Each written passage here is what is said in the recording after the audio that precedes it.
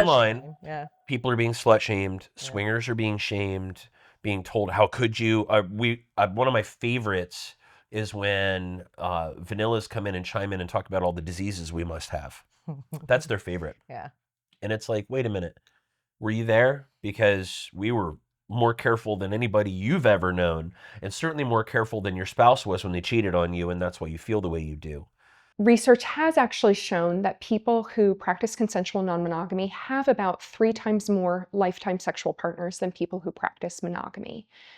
But when you look at people's safer sex practices and STI self-reported diagnoses, that paints a very different picture. Justin Lemiller did a study in 2015 where he asked people in monogamous relationships and people in consensually non-monogamous relationships if they've ever contracted a variety of STIs. And what he found in that research was that people who practice monogamy and people who practice consensual non-monogamy had the same self-reported levels of these diagnoses. In some of my earlier research, I looked at what are the safer sex practices of people who have multiple sexual partners.